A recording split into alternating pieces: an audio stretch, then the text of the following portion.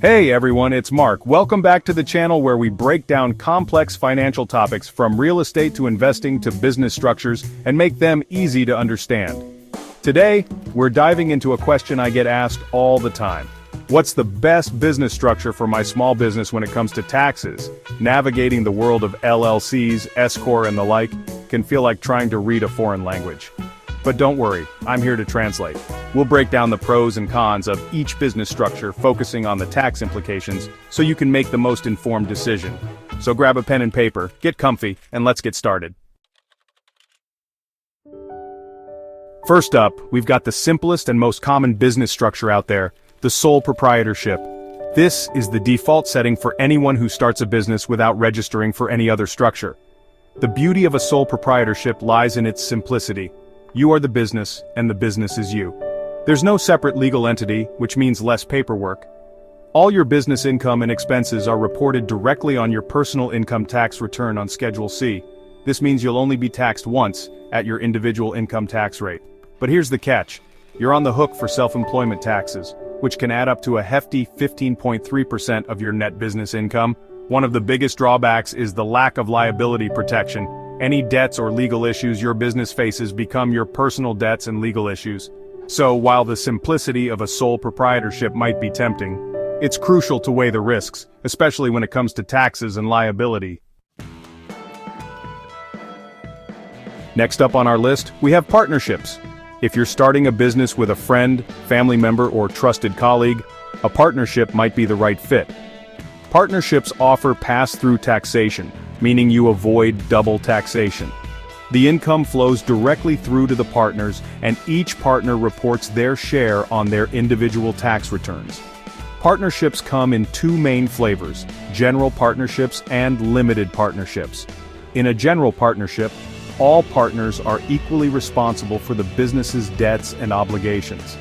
Limited partnerships offer some partners limited liability and limited control over the business's operations.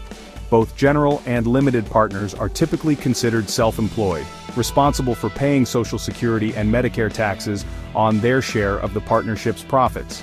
So, before you jump into a partnership, make sure you have a solid partnership agreement in place. Chapter 3.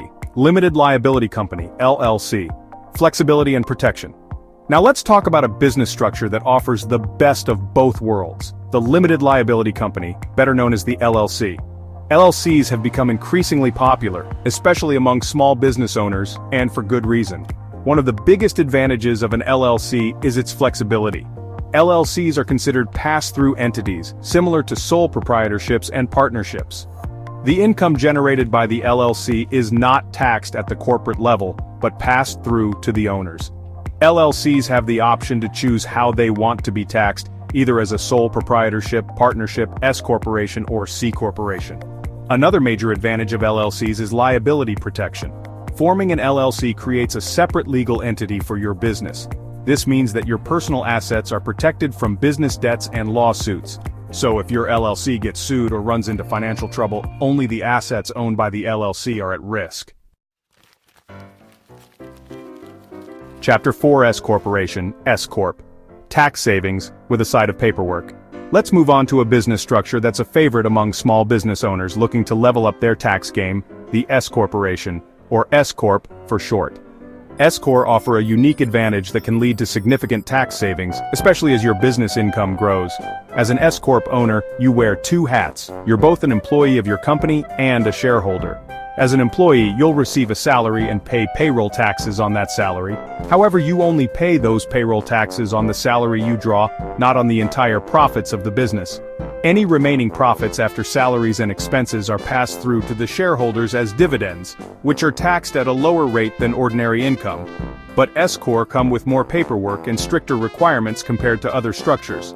There are limits on the number and types of shareholders an S-Corp can have, and you'll need to follow specific corporate formalities. This adds an extra layer of administration and might require you to invest in payroll software or hire a professional. Chapter 5. C Corporation, C Corp, going big or going public. Last but not least, we have the C Corporation or C Corp. C-Corp are often associated with larger, established businesses, and for good reason. They offer a level of prestige and credibility that can be attractive to investors and lenders. One of the key advantages of a C-Corp is its ability to raise capital more easily. Because C-Corp can issue different classes of stock, they have more flexibility when it comes to attracting investors. Another perk of a C-Corp is its ability to retain earnings at the corporate level. This means that profits don't necessarily have to be distributed to shareholders immediately. But here's the elephant in the room: double taxation.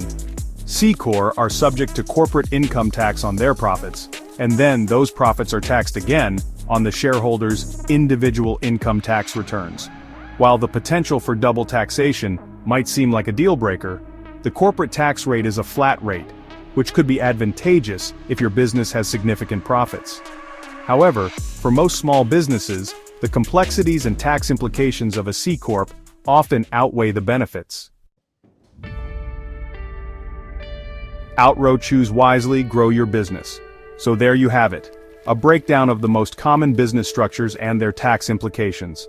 Remember, the best structure for your business will depend on your specific circumstances, such as your industry, size, number of employees, and long-term goals. If you're feeling overwhelmed or unsure about which structure is right for you, it's always a good idea to consult with a qualified tax professional or business attorney. They can help you weigh the pros and cons based on your unique situation and ensure you're making the most tax-advantaged decisions for your business. Don't forget to like this video if you found it helpful, subscribe to stay updated on all things business and finance, and hit that notification bell so you never miss an upload. See you in the next one.